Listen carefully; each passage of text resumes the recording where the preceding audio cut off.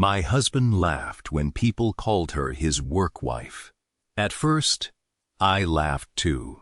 Then he started canceling our anniversaries for her, defending her, over me answering her texts at 2 in the morning. Everyone told me I was overreacting, so I stopped arguing. I simply followed every single rule my husband insisted on. He thought he'd won.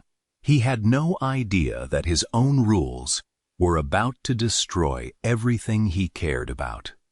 Welcome back to Karma Stories Hub, where unbelievable stories of betrayal, revenge, and justice prove that every action has consequences. If you enjoy stories where karma always finds a way, subscribe, and let's jump into today's story. My name is Emily. I'm 34, and until last year, I genuinely believed I had a happy marriage.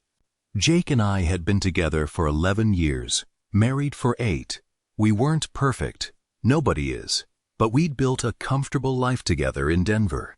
No kids yet, a golden retriever named Cooper, a little townhouse we'd spent years saving for, Friday movie nights, Sunday breakfasts, the kind of life that wasn't exciting enough for social media but felt stable, or at least I thought it was.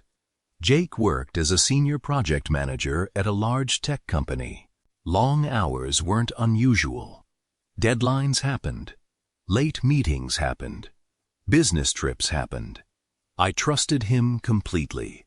That trust was probably my biggest weakness.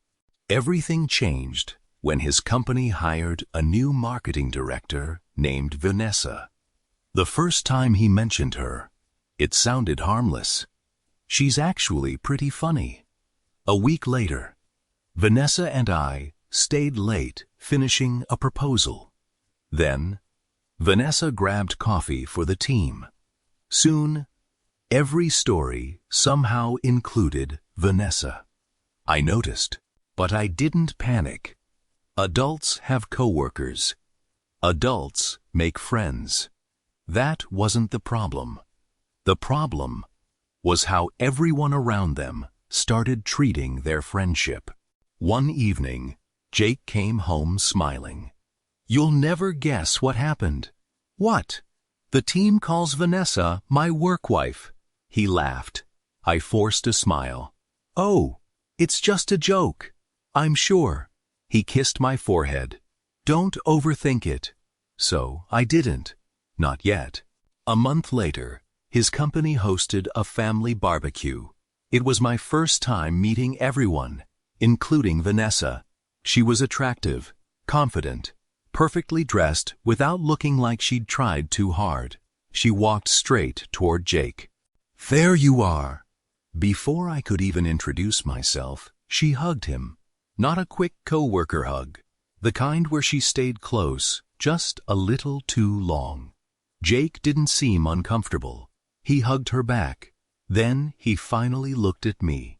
"Oh, Em, this is Vanessa." She smiled. "So nice to finally meet the real wife." Real wife. The wording bothered me more than I wanted to admit. Throughout the afternoon, people kept making jokes. There are the office spouses, the dream team. They practically share one brain. Everyone laughed, even Jake. I laughed too, mostly because I didn't want to be the jealous wife everyone whispered about. On the drive home, I casually asked, "So, do people always joke like that?" Jake shrugged. "They're just messing around. It feels a little disrespectful." He sighed dramatically. "Emily." "What? Don't become one of those insecure spouses." There it was. The conversation ended before it really began. Over the next few months, things slowly shifted. Jake started spending more time at work, more late nights, more weekend projects, more team dinners. Whenever I asked if I could come, there was always a reason not to. "It's employees only." "It's a client event." "It'll be boring." Then one Saturday morning, I suggested we go hiking. He checked his phone. I can't. Why? I promised Vanessa I'd help her prepare Monday's presentation. I blinked. On Saturday? It's important. So is spending time with your wife. He looked annoyed. You're making this weird. No, I'm helping a coworker. You've canceled our plans. It's work. I let it go again. Looking back, that's what I did best. Let things go, until they became impossible to ignore. A few weeks later, my birthday arrived. Nothing extravagant. I'd booked dinner weeks in advance. Jake promised he'd leave work early at 4 in the afternoon. I received a text. Running late. At 6. Still at work. Default text. At 7. Can't make dinner. Emergency meeting. I'm sorry. I sat alone in the restaurant for 20 minutes before asking the waitress to cancel the second meal. I drove home trying not to cry. Jake walked in after 10, carrying grocery store flowers. I'm so sorry. What happened? Presentation crisis. With Vanessa? He hesitated. Yeah. That hesitation told me everything. He'd hoped I wouldn't guess. I placed the flowers on the kitchen counter. They're beautiful. I'll make it up to you. Okay. I didn't yell. I didn't argue. Honestly, that seemed to confuse him more than anger would have. The next morning, while drinking coffee, I checked social media. One of Jake's coworkers had posted pictures from the office. There hadn't been an emergency meeting. There had been a birthday celebration for Vanessa. Cake, decorations, champagne. Everyone smiling. Jake standing beside her, holding a wrapped gift. The timestamp. Exactly when we were supposed to be having dinner, I stared at the screen for several minutes. Not because I couldn't believe it, because I finally could. When Jake woke up, I showed him the photo. He barely glanced at it. Oh? You lied. I didn't lie. You said there was an emergency. There was. A birthday party? It turned into one.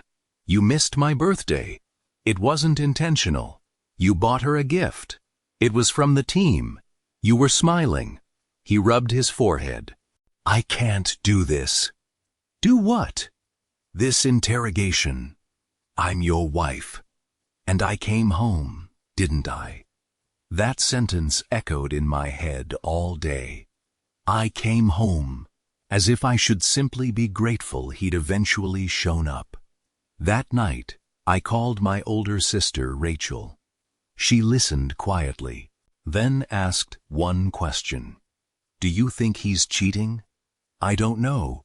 Emotional affairs are still affairs. I don't have proof.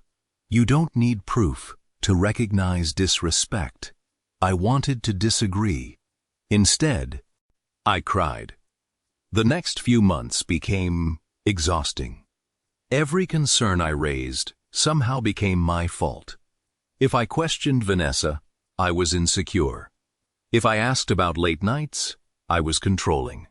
If I wanted quality time, I was needy. Eventually, I stopped asking. Not because things improved, because I was tired of being told I was the problem. Then came our 8th wedding anniversary. I'd planned a weekend getaway months earlier.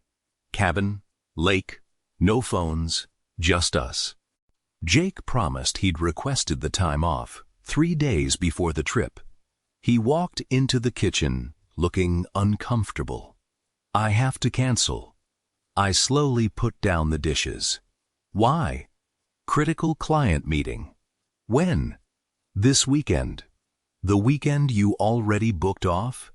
They changed schedules. Can someone else cover?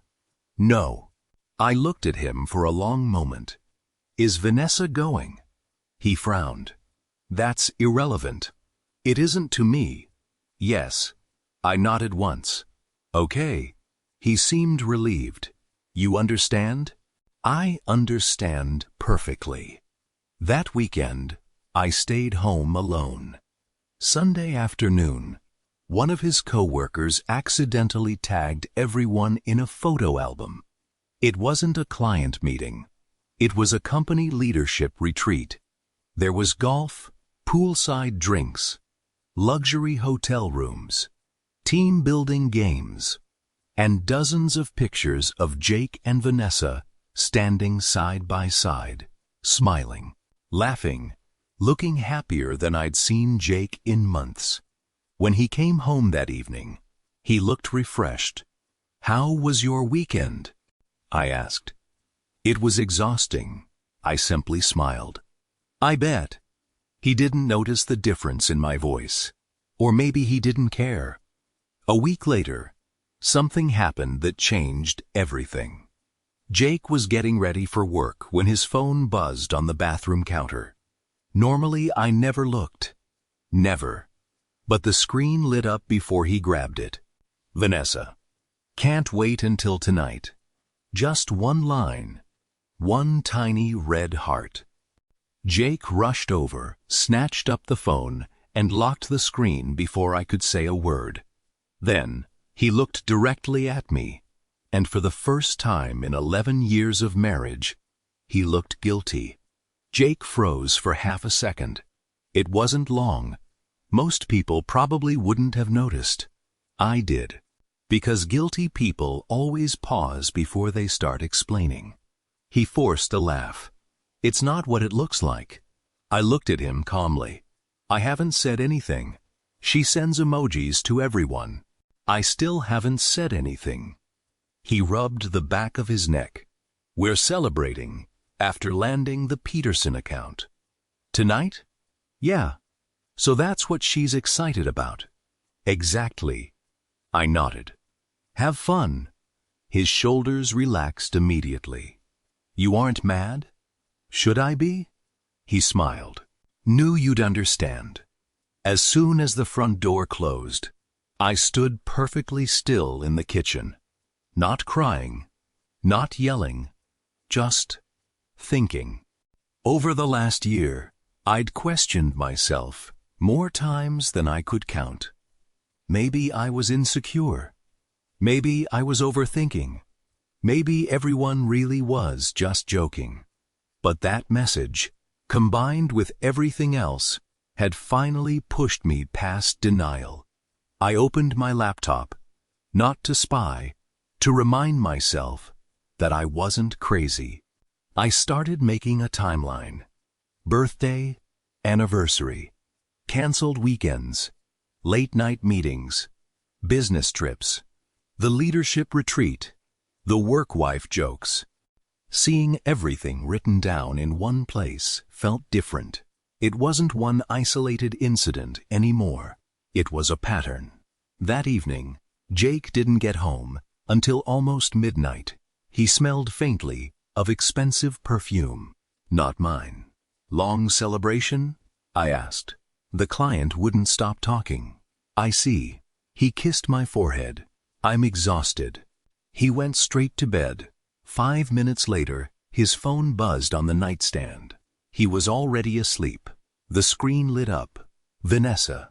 Tonight was perfect. Thank you for always making me smile." The message disappeared before I could read anything else. I stared into the darkness. Then I rolled over and pretended to sleep. The next morning, I called Rachel again. She listened patiently. Then she asked something unexpected. "What do you actually want?"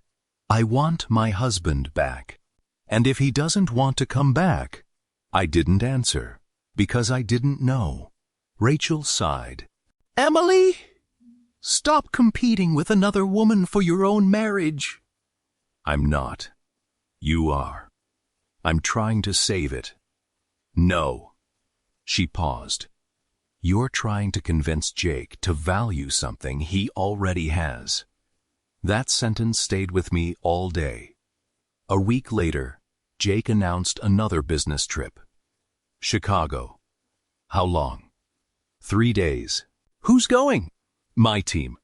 I looked up from my coffee. Vanessa? Yes. He sounded irritated before I'd even finished asking. Can we not do this every single time? I'm asking a question, and I'm answering it. Fine. He grabbed his briefcase. I'll see you Friday. After he left, I went about my day. Worked from home, walked Cooper, bought groceries. Everything normal. Until around 4 in the afternoon, I ran into Jake's coworker, Melissa, at the grocery store. She smiled brightly. Emily! Hi! How are you? Good. Excited for your trip next month? My trip? She looked confused. You know, the spouses' weekend. I frowned. What spouses' weekend? The company's Lake Tahoe retreat. I stared at her. Oh, I thought Jake told you. Apparently, he hadn't. Melissa kept talking. It's going to be beautiful. They finally decided to let employees bring spouses this year. I smiled politely. Sounds fun. After we said goodbye, I sat in my car for nearly 10 minutes. Jake had told me the leadership retreat was employees only. Apparently, it wasn't. He had simply chosen not to bring me. When Jake returned from Chicago, he was unusually cheerful. He even brought me chocolates from the airport, my favorite brand, almost like he was trying to compensate for something. Over dinner, I casually asked, So, how was the trip? Busy? Anything interesting happen? Not really. No dinners? A couple? No sightseeing? No time. I nodded. Melissa mentioned the Lake Tahoe retreat. His fork stopped halfway to his mouth. Oh, she said spouses are invited. Yeah. Why didn't you tell me? I forgot. You forgot? It's months away. I would have liked to know. I was going to mention it. When? He sighed loudly. Emily, no. Seriously. When? He pushed his plate away. I didn't think you'd want to go. I almost laughed. You decided that for me? You don't really like corporate events. You never asked. They're boring. So, let me be bored. It's not a big deal. There it was again. Everything that mattered to me somehow wasn't a big deal. A few days later, I made a decision. Not a dramatic one. Not divorce. Not confrontation. Something much smaller. I stopped chasing him. No more reminders. No more checking if he'd be home for dinner. No more asking about his day. No more trying to schedule date nights. If he wanted space, he could have all of it. Jake noticed after about a week. Everything okay? Yep. You've been quiet. Have I? You're not asking where I'm going. I trust you. Those 3 words seemed to unsettle him. He stared at me for a second, then shrugged. Okay. Ironically, the less attention I gave him, the more attention he started wanting. Want to watch a movie? I'm reading. Want to grab dinner? I already ate. You seem distant. I've just been busy. Busy healing. Busy accepting. Busy preparing myself for the possibility that my marriage might already be over. He didn't know that. He assumed I'd eventually go back to fighting for us. Instead, I became peaceful. That confused him more than tears ever had. Then came the company holiday gala. This year, spouses were officially invited. Jake almost seemed reluctant to ask, You still want to come? Of course. You don't have to. I'd love to. His smile looked forced. The ballroom was beautiful. Live music. Elegant decorations. Hundreds of employees dressed up. Within 5 minutes, someone shouted, Jake, Vanessa, over here. They walked toward us together before I could even react. Vanessa looked stunning. She smiled warmly. "Emily, it's so good to see you again." "You too."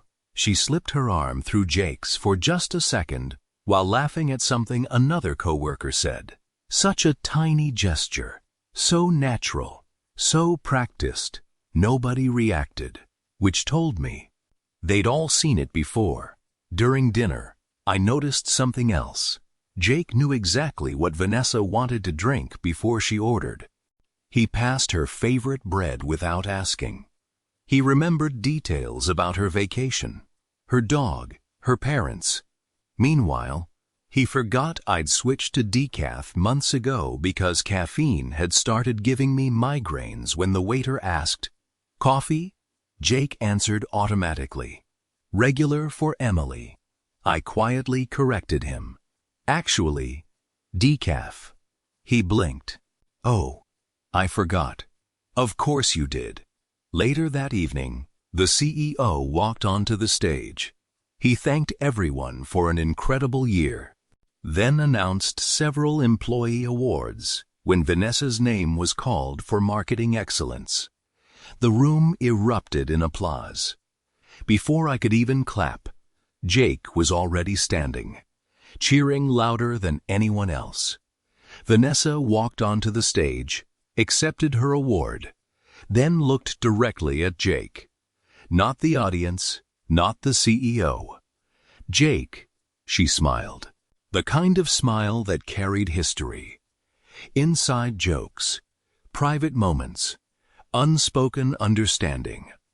And in that instant, for the first time, I stopped, wondering whether I was imagining things, because I wasn't. I was simply the last person willing to admit what everyone else had already accepted. But as the applause faded, another realization quietly settled into my mind. If Jake truly believed there was nothing wrong with how he treated Vanessa, then he shouldn't have any problem with me following his exact same standards. And that thought would become the beginning of the biggest mistake of his life. I didn't confront Jake after the holiday gala. A year earlier, I would have. I would have cried, asked questions, begged him to understand how hurt I felt. Instead, I did something that surprised even me. I started listening, really listening. Whenever Jake talked about work, I paid attention. When he complained about office politics, I nodded. When he explained company policies, I remembered every word, because one thing became painfully obvious. Jake believed in rules. At work, rules were everything.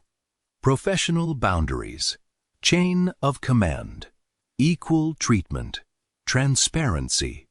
He quoted the employee handbook the way some people quoted scripture. "It's important that everyone follows the same standards," he'd say. Funny how those standards only seemed to apply when it benefited him. About 2 weeks after the gala, Jake came home unusually excited. "Our department's growing. That's good. We're hiring another project manager. Congratulations. They'll probably report directly to me." He grinned. "It'll make my life easier, I'm sure." He kept talking through dinner about interviews, restructuring, and upcoming projects. For the first time in months, I asked a work-related question. "So, will Vanessa be involved in hiring?" "Of course. We make most decisions together." Together.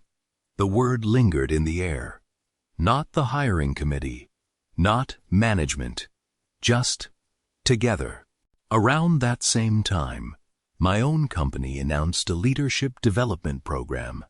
I worked as an operations coordinator for a regional healthcare network. Nothing glamorous, but I genuinely enjoyed my job. Our director gathered everyone into the conference room. "We're partnering with another organization for a 6-month leadership initiative." Several people clapped. "It'll involve mentoring, networking events, workshops, and cross-company collaboration. Honestly, I barely paid attention until she added, "Each participant will be paired with a mentor." That sounded useful. Professional development had always interested me. I applied that afternoon, not because I was trying to prove anything, because it genuinely seemed like a good opportunity. 3 weeks later, I got accepted. Jake barely looked up from his phone when I told him, "That's nice. I'll have a mentor. Cool. They're matching us next week. Good for you." Conversation over. The following Tuesday, I met my assigned mentor. His name was Daniel Brooks, 42, married, father of 3, vice president of operations at another healthcare company. Friendly, professional. Exactly what you'd expect from someone mentoring future managers. Our first meeting lasted 45 minutes.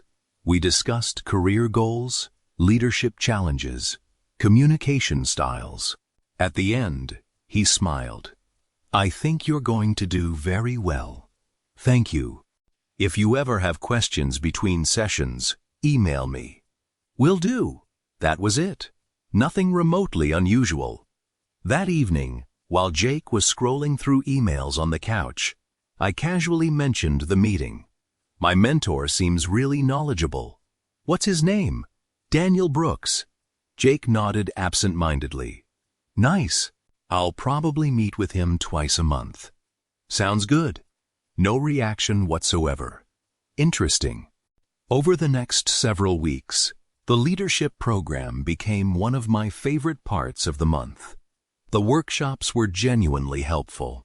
I met professionals from different industries, learned new management strategies, built confidence I'd slowly lost over the years. Jake noticed the change. "You seem happier lately." "I am." "Work going well?" "Actually, yes." "Good." He smiled. "I'm glad." For a brief moment, things almost felt normal again. Then, one Saturday morning, Daniel emailed our entire mentoring group. A networking breakfast had been scheduled for the following weekend. Spouses were welcome. I mentioned it while making pancakes. "My leadership program has a breakfast next Saturday." Jake poured himself coffee. "Okay." "They invited spouses." He shrugged. "I've got golf with the team." "Oh, rain check?" "Sure." He didn't even ask what time it was. Didn't consider canceling. Didn't hesitate. Golf came first. Again. So, I attended alone. The breakfast turned out to be surprisingly enjoyable. Several mentors had brought their spouses. People mingled, shared career advice, talked about balancing work and family. Daniel introduced me to his wife, Laura. She was funny, warm, and immediately started teasing him about how obsessed he was with spreadsheets. Watching them interact was almost painful. Not because I wanted Daniel, because I remembered what effortless partnership used to look like. Before everything became an argument. Before every conversation felt like a competition when I got home. Jake was watching football. "How was your thing?" "It was good." "Anyone interesting?" "I met Daniel's wife." "Oh, she's really nice." "That's good." Then he went right back to the game. December turned into January. January into February. My leadership program continued. Jake's relationship with Vanessa seemed exactly the same. Late meetings, private jokes, inside references I wasn't part of. E stopped reacting. I simply observed. And apparently, that bothered him. One evening, he frowned as I answered an email on my laptop. "Who are you writing?" "My mentor." At 9 o'clock, he asked for feedback on today's workshop.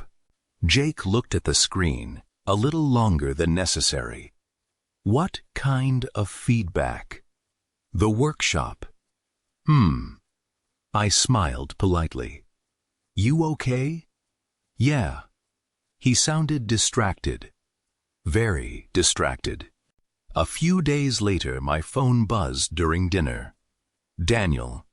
He'd sent the mentoring group an article about conflict resolution. Jake glanced at the notification. Your mentor texts you? Sometimes. Seems friendly. I almost laughed. Friendly? Interesting choice of word. He sends resources to everyone. Oh. He returned to his food. But something had shifted. For the first time, Jake looked uncomfortable.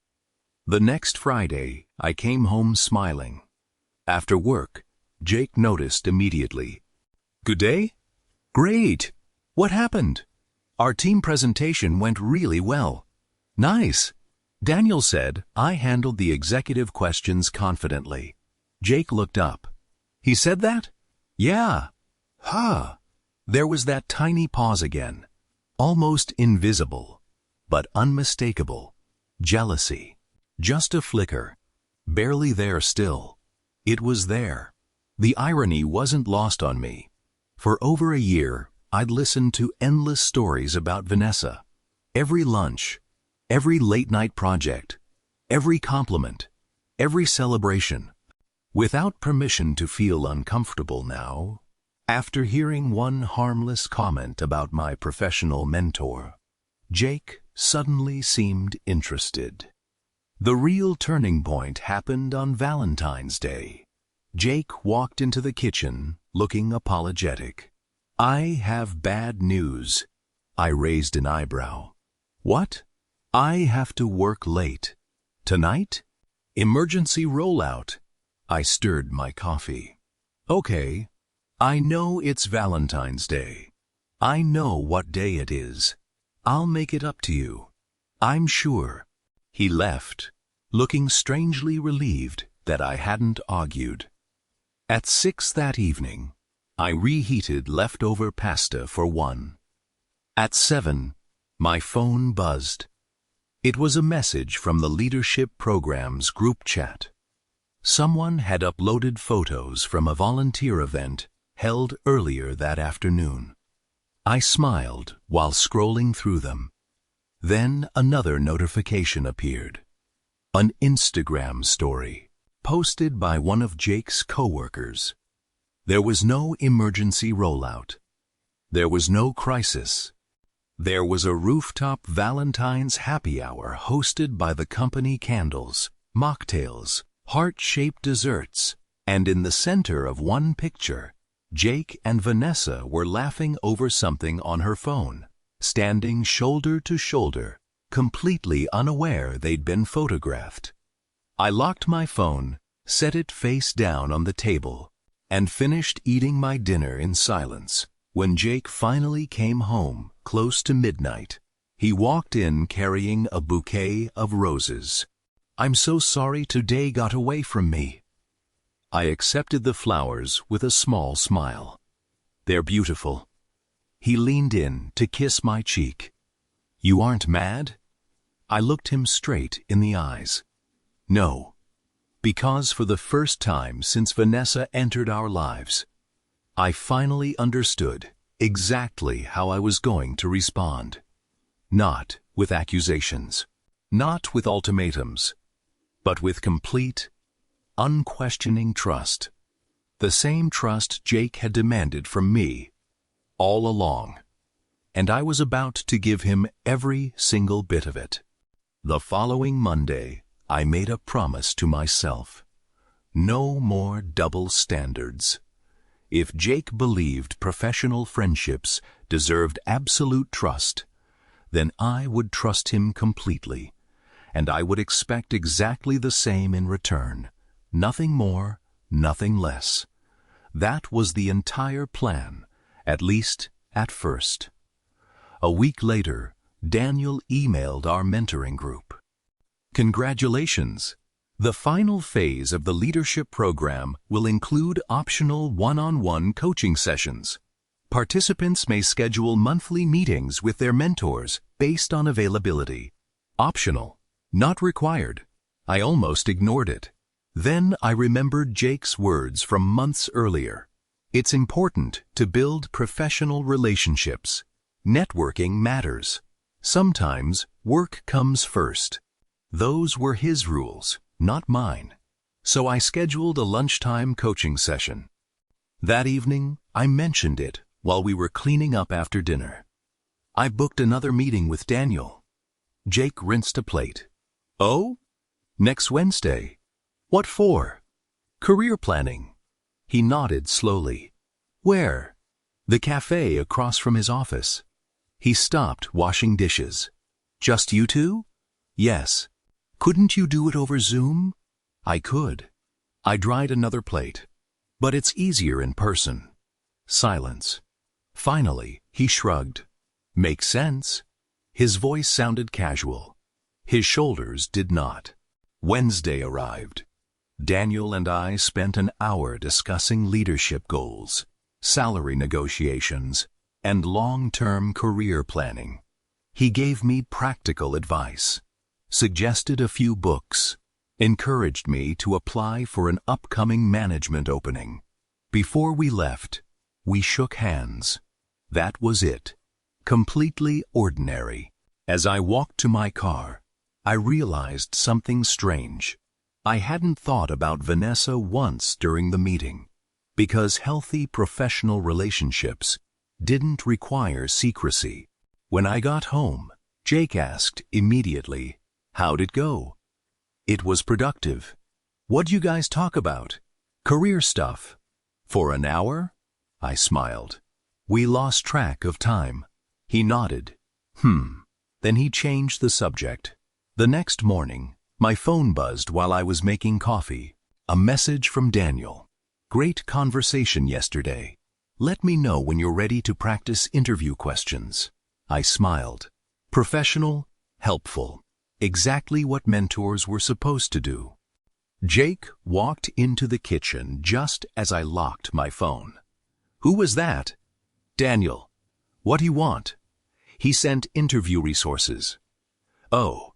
He poured coffee, then casually asked, "He texts you directly a lot." I looked at him. Is that a problem? No. A pause. I was just asking. So was I. That weekend, Jake announced another late Saturday. Vanessa and I need to finish the quarterly report. Okay. I'll probably be gone most of the day. No problem. He looked almost disappointed. You don't mind? Why would I? It's Saturday. So? It's work. I trust you. Those 3 words landed differently this time. He stared at me, long enough that I wondered if he'd say something. Instead, he simply grabbed his keys. I'll see you tonight. Around noon, Rachel called. Want to grab lunch? Sure. Over burgers. She studied me carefully. You look different. In a good way? In a peaceful way. I smiled. I stopped trying to control things I can't control. She nodded. And it's amazing how uncomfortable people become when you stop arguing. Rachel laughed. He's noticing? Oh, definitely. You planning something? I stirred my iced tea.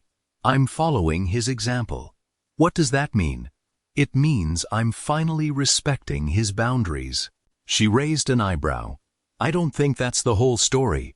It isn't, but it will be. A few days later, my company announced an opening. Operations manager. Exactly the promotion Daniel had encouraged me to pursue. I submitted my application. 2 days afterward, I received an interview invitation. I was thrilled. Jake congratulated me. But then he asked, Daniel helped you with this? A little. I figured. The smile on his face didn't quite reach his eyes. Interview preparation became intense. Daniel volunteered to conduct mock interviews after work. Group sessions. Sometimes individual practice if schedules didn't line up. Again, perfectly normal, perfectly transparent. I told Jake every time where I'd be, who would be there, when I'd be home.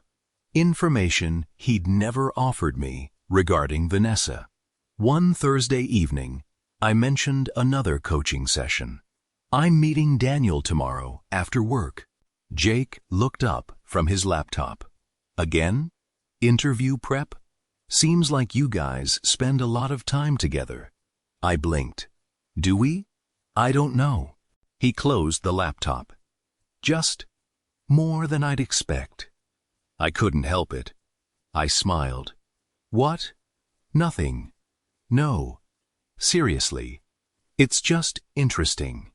What is? I've spent over a year hearing about you and Vanessa. His expression changed immediately. That's different. I tilted my head. How? Silence. He opened his mouth, closed it again. Finally he muttered, "You wouldn't understand." I almost laughed. Instead, I simply nodded. Maybe not. The next week brought the first real crack. I came home around 6:30 after interview practice. Jake was already there, waiting. "You're late. I texted you." "I know." You replied. "I know." He folded his arms. "You've been spending a lot of time with Daniel." There it was. Finally, I sat my bag down calmly. "I have. You talk about him constantly." "Do I?" "You've had coffee, lunch, coaching, messages, meetings." I nodded after each point. "Anything else?" He frowned. "This isn't funny. I don't think it is either." He stared at me, then quietly asked, "Do you like him?" I met his eyes. The room suddenly felt incredibly quiet. "Jake, answer me. I respect him." "That's not what I asked." I thought about every conversation we'd had over the last year. Every time I'd asked nearly identical questions. Every time he'd dismissed me. Every time I'd been told I was insecure. Then I answered, using the exact same words he'd used on me. "You're making this weird." His face fell. "What? He's my mentor." "I know, but don't become one of those insecure spouses." Complete silence. I watched the recognition spread across his face. He remembered every single word, every excuse, every dismissal. For the first time in months, Jake had absolutely nothing to say. He simply stood there, staring at me, and in that moment, I realized something important. He understood perfectly why I'd been hurt all along. He just hadn't cared, until he was the one feeling it. Jake stood in the living room without saying another word. For almost a full minute, his mouth opened twice, but nothing came out. Finally he muttered, "That's not fair." I looked at him. "No? No? Why?" "Because..." He stopped. "Because there wasn't a good answer. If Daniel was simply my mentor, then why was Jake upset? And if Jake had every right to be uncomfortable, then why hadn't I?" He grabbed his keys. "I'm going for a drive." "Okay?" The front door slammed behind him. For the first time in over a year, he left because he couldn't handle the conversation. Not me. The next morning, Jake acted as if nothing had happened. "Coffee?" "No thanks." "You sleeping okay?" "I slept fine." He nodded awkwardly. "Good." There was an uncomfortable politeness between us now, like two coworkers who'd had an argument during a meeting. Neither of us mentioned Daniel. Neither of us mentioned Vanessa, but the silence spoke for itself. 3 days later, I received wonderful news. I got the promotion. Operations manager. a salary increase, better benefits, a leadership team position. I was so excited, I almost cried. The first person I called was Rachel. She screamed loud enough to hurt my ear. I knew you'd get it. I still can't believe it. I absolutely can. When Jake came home that evening, I was waiting with a bottle of sparkling cider. I got it. His face lit up. You did? I got the promotion. He hugged me. I'm proud of you. Thank you. We celebrated over takeout from my favorite Italian restaurant. Halfway through dinner, he smiled. I guess Daniel deserves some credit. He helped. I'm glad. For a brief moment, it felt like we were finding our way back. Then his phone buzzed. He looked down. A familiar smile crossed his face. Vanessa. He turned the phone over before I could accidentally see the screen. An old habit, one he probably didn't even realize he still had. The moment disappeared. A week later, invitations went out for my company's annual leadership banquet. Employees could bring one guest. Naturally, I invited Jake. I'm not sure I can make it. Why? We're launching a new project. When? That same evening. I checked the invitation. We've known about this banquet for 2 months. I know. So have you. I know. Can someone else cover? He sighed. You sound exactly like... He stopped himself. Like who? No one. I smiled sadly. Like me? He looked away. 2 days before the banquet, Daniel sent the leadership group an email. Congratulations to everyone who had received promotions. At the bottom was a simple note. Looking forward to celebrating everyone's accomplishments on Friday. Jake happened to walk past as I was reading it. He'll be there? Yes. I thought it was employees only. It's a leadership event. Oh. Another pause. You'll probably sit together. I don't know. He nodded slowly. Right. Friday arrived. Around lunchtime, Jake called. I've got bad news. I smiled to myself before answering. What's wrong? I can't come tonight. I figured. I'm really sorry. It's okay. I mean it. I know. I'll make it up to you. I've heard that before. Silence. Then he quietly said, I deserve that. It was the first honest thing he'd said in months. That evening, I attended the banquet alone. The ballroom overlooked the city skyline. Elegant tables, soft music, nothing extravagant. Just a celebration of employees who'd taken the next step in their careers. Daniel greeted me with a smile. Congratulations again.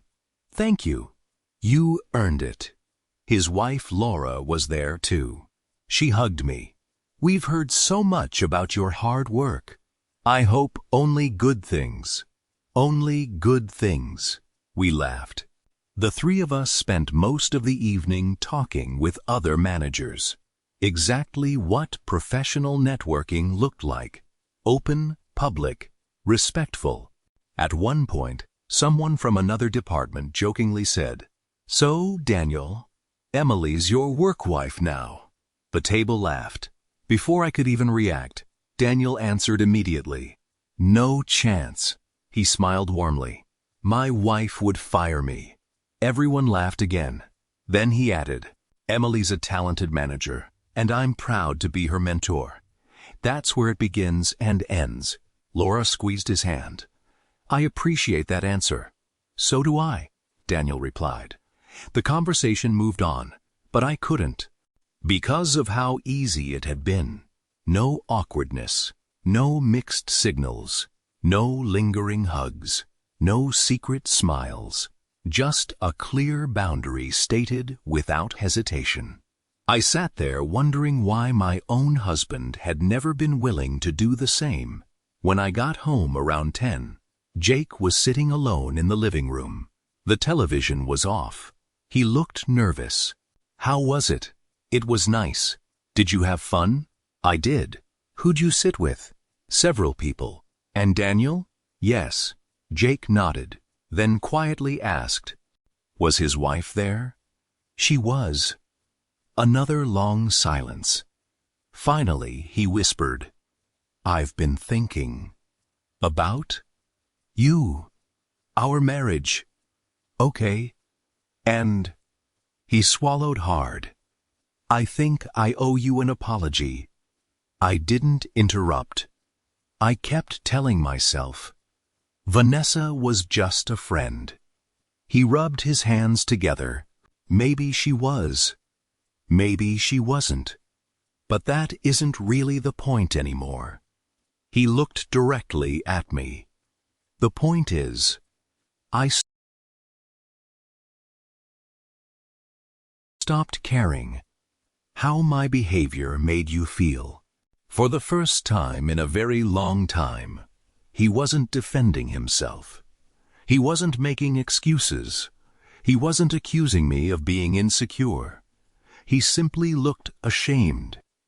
I kept asking you to trust me.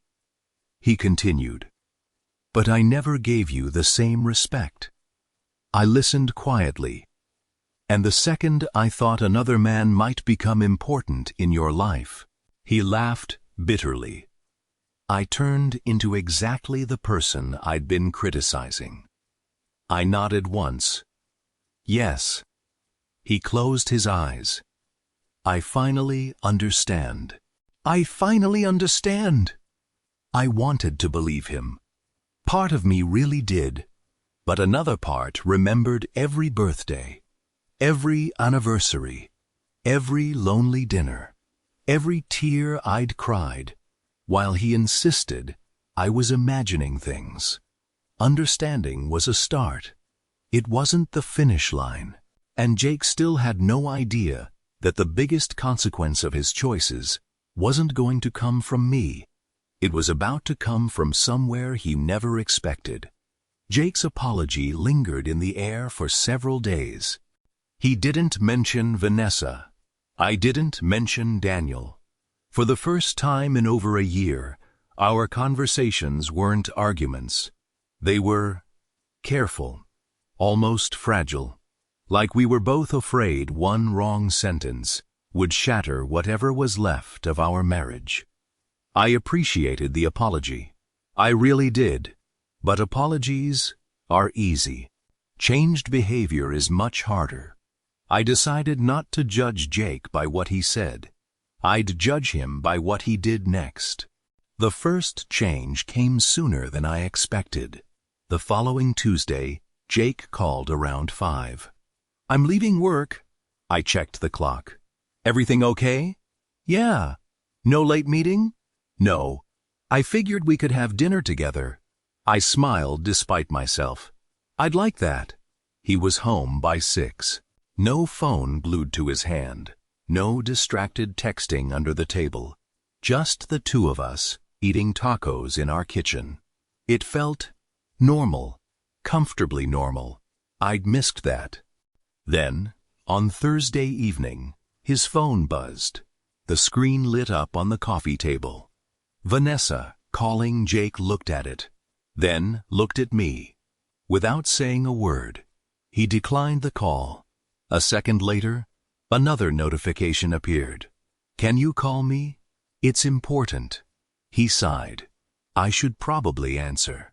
I nodded. If it's work. He picked up the phone, but didn't leave the room. Hey, Vanessa. A pause. No, I already left. Another pause. I'm not coming back tonight. He glanced toward me. You'll have to figure it out with Brian. He listened for another few seconds. No. A longer silence. I'm spending the evening with my wife. Then he ended the call. No hesitation, no apology to her, no stepping outside. He simply put his phone face down. I didn't know what surprised me more, that he'd said it, or that she'd apparently expected him to come back to the office. without even asking. Friday morning, Jake looked unusually tired.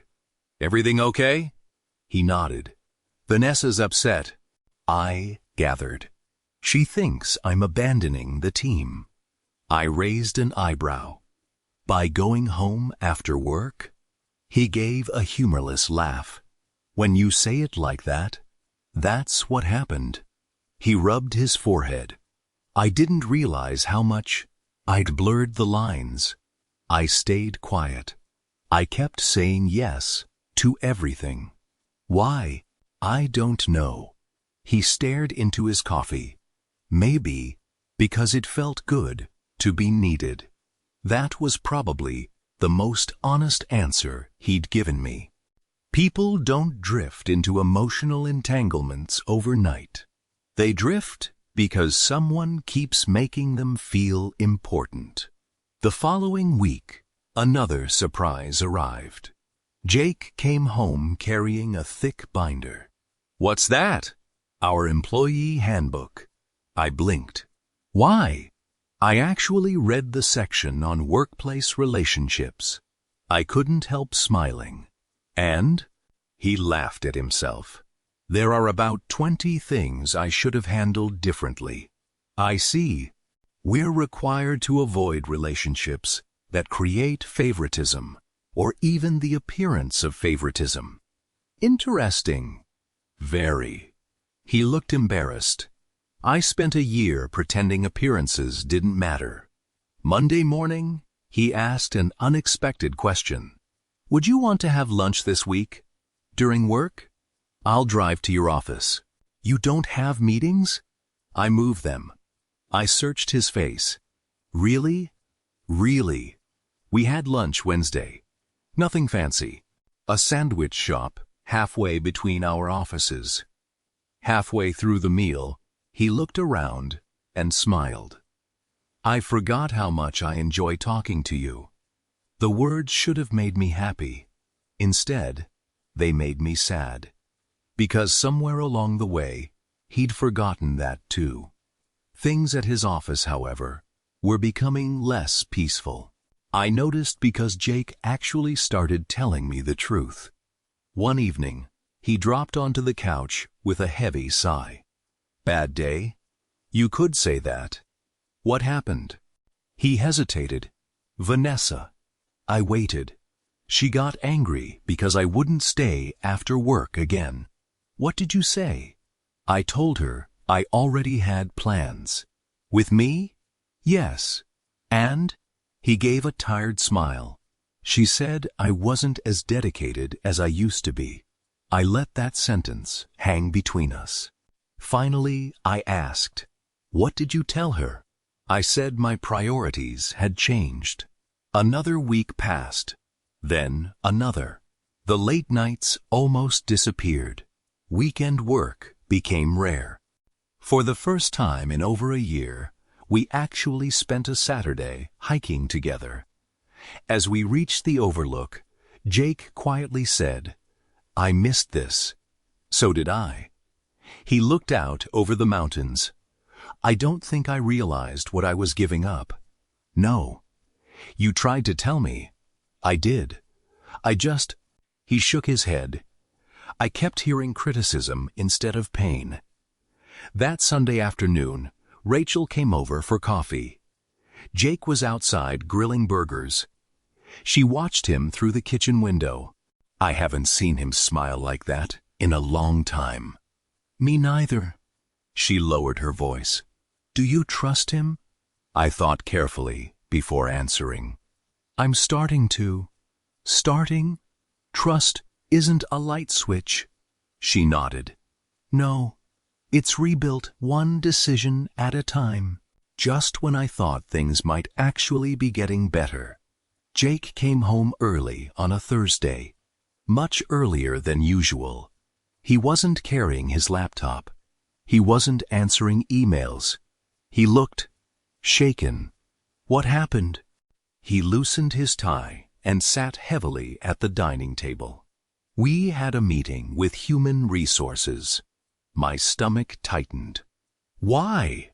He looked at me with an expression I'd never seen before. A mix of disbelief, embarrassment, and regret. It turns out, he swallowed, we weren't the only people who noticed how close Vanessa and I had become. The room went completely silent. Jake continued in a quiet voice.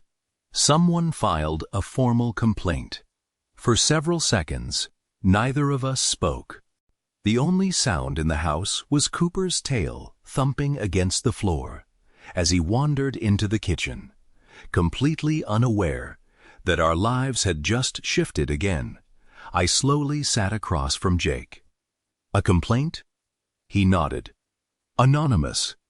What kind of complaint? He let out a long breath. Favoritism. I wasn't surprised. Not even a little. Still, hearing the word spoken out loud made my stomach sink. Not because I wanted Jake to get into trouble, because I'd spent over a year trying to explain exactly how their relationship looked from the outside. He hadn't believed me. Apparently, someone else had. What happened in the meeting? I asked. Jake rubbed both hands over his face. HR said they'd received concerns from multiple employees. Multiple? Yeah. He stared at the table. Apparently, people thought Vanessa was getting better projects. Were she? He didn't answer immediately. Finally, sometimes. Because she deserved them? Sometimes. And the other times? He closed his eyes. I trusted her. You trusted other people too. I know. No, Jake. I spoke gently. You trusted her differently. His shoulders slumped. I know. The investigation wasn't dramatic. No one was escorted out. No one was suspended. HR simply began interviewing people, reviewing emails, checking project assignments, looking at overtime records, examining expense reports. Basically, they wanted to know whether professional decisions had been influenced by a personal relationship. Jake insisted nothing inappropriate had happened. From everything he told me, I believed him. There was no evidence of a physical affair, no secret vacations, no hotel rooms, nothing like that. But emotional boundaries? Those had been crossed long ago, and in corporate environments. Sometimes perception matters almost as much as reality. Over the next 2 weeks, Jake came home emotionally exhausted. Another interview? Yeah. What did they ask today? They wanted to know why Vanessa and I always traveled together. Were there other options? He sighed. There probably should have been. And? I kept requesting her. Why? Because we worked well together. I nodded slowly, and eventually everyone else stopped getting the opportunity. He looked at me. I never thought about it that way. I know. Meanwhile, my own career was taking off. I'd started managing a small operations team. The work was challenging, rewarding, busy enough that I wasn't constantly thinking about my marriage anymore. Ironically, the healthier I became as an individual, the healthier our relationship started becoming. Not because I stopped caring, because I stopped making my entire identity revolve around fixing Jake. One evening, after dinner, he handed me his phone. I looked at him, confused. What's this? My password. I don't want your password. I know. I want you to have it anyway. I stared at him. For what? So you never have to wonder what I'm hiding. I pushed the phone back across the table. If rebuilding our marriage depends on me checking your phone. I shook my head. We've already lost. He looked surprised. I don't want surveillance. What do you want? I want honesty. Real honesty. The kind that exists even when no one's watching. A few days later, Jake came home with another update. HR reassigned Vanessa. To another department? He nodded. Different floor. Different manager? Yeah. How'd she take it? He looked uncomfortable. Not well. What happened? She said I should have defended her. Did you? I told HR the truth. And? I said we'd become too close professionally. I searched his face. Those were your exact words? Yes. He looked down. I should have admitted that a year ago. The following Friday, Jake received an email while we were eating breakfast. He read it quietly, then set his phone down. What is it? The investigation's over. I waited.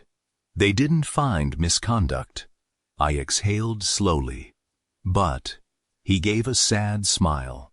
There was enough evidence of poor professional judgment. What does that mean? I've been removed from supervising future hiring decisions for 6 months. And I have to complete workplace boundaries training. He almost laughed. Ironic, isn't it? Maybe, but I couldn't bring myself to laugh, because none of this had needed to happen. A simple sentence a year earlier. Emily, you're right. I'll create better boundaries. Could have prevented all of it. That weekend, we sat on the back porch, watching the sunset. Jake broke the silence. You know what the worst part is? What? I kept thinking I was protecting my career. And I nearly destroyed my marriage. He looked toward the horizon, and still damaged my reputation at work. I reached over and took his hand. Not because everything was fixed, not because he'd earned complete forgiveness, but because, for the first time in a very long time, he was finally accepting responsibility without making excuses. Sometimes, that's where healing begins. Sometimes, it isn't enough. I still didn't know which one applied to us. Then Jake quietly admitted something that caught me completely off guard. The anonymous complaint. I think I know who filed it. I looked at Jake carefully. You know who filed it? I think so. Who? He leaned back in his chair and stared out across the yard. Brian. The same Brian you told Vanessa to work with? He nodded. He's been on our team for almost 6 years. Why do you think it was him? Jake sighed.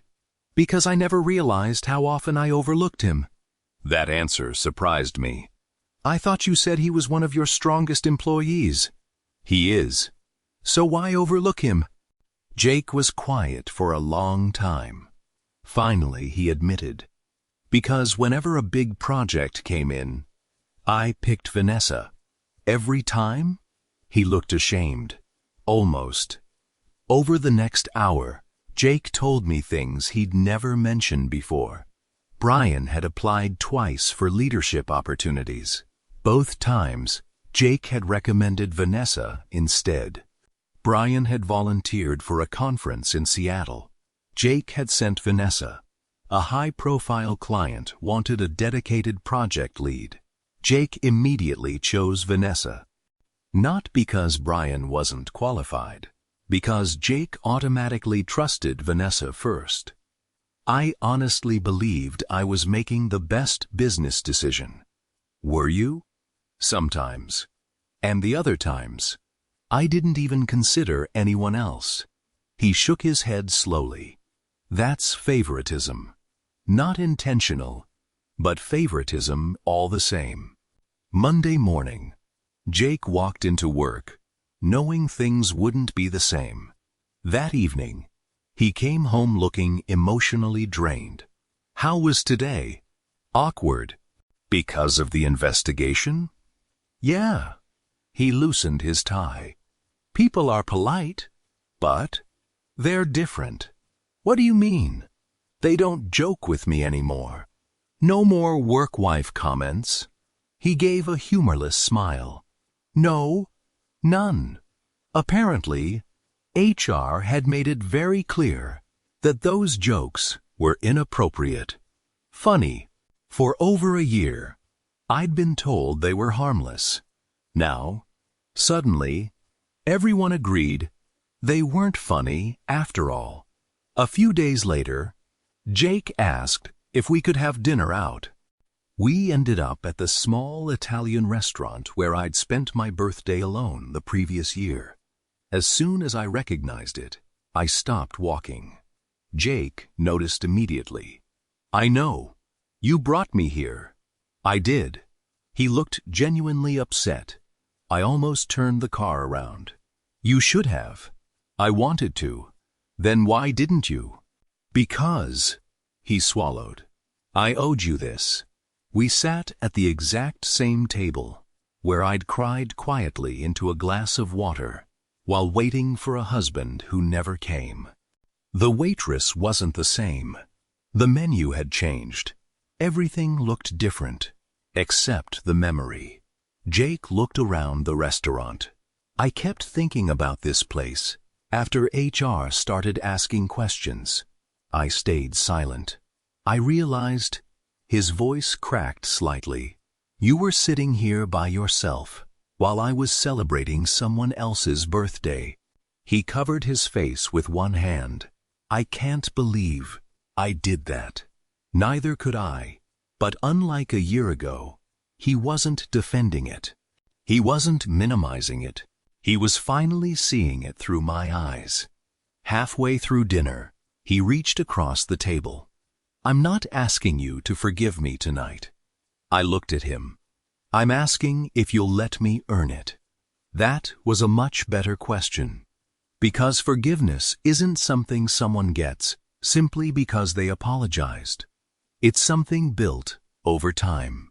One consistent choice after another. "I'll let you try." He nodded. "I can do that." "I hope so." "So do I." Life slowly settled into a new rhythm. Jake stopped taking work calls after dinner. Weekends belonged to us again. We started hiking every other Saturday.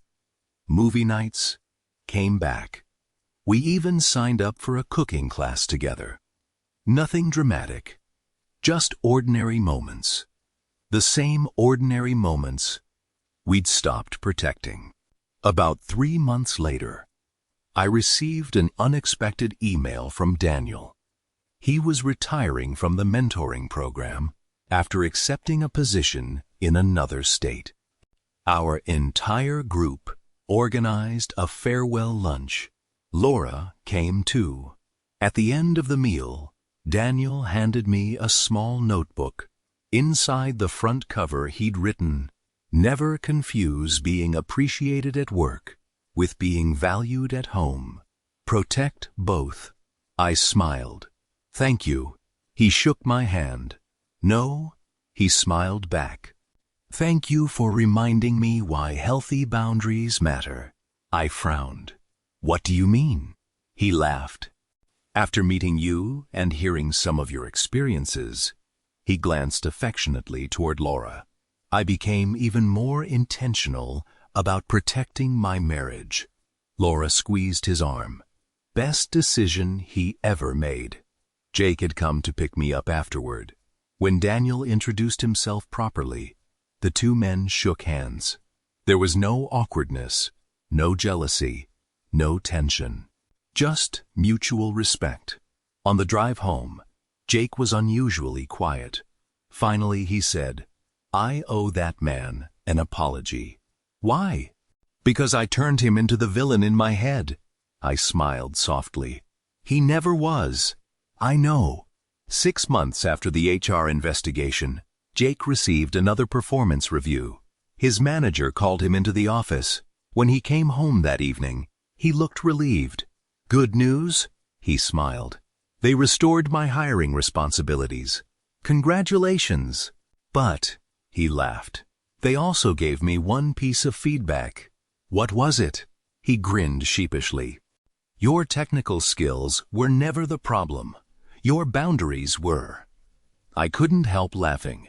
Fair, very fair. That night, as we were getting ready for bed, Jake wrapped his arms around me. I've been thinking. Dangerous. He laughed. If anyone at work ever calls someone my work wife again. He shook his head. I'm shutting it down immediately. What will you say? He smiled. I already have a wife. Then, after a thoughtful pause, he added, and she deserves to know she's never competing for that title. For the first time in nearly 2 years, I believed him. Sometimes malicious compliance doesn't look loud. Sometimes it doesn't involve revenge.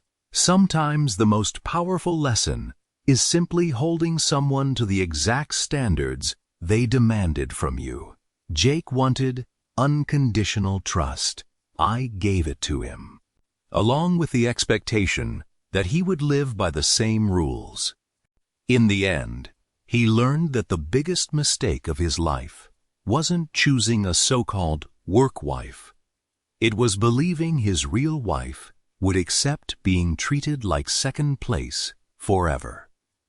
The end.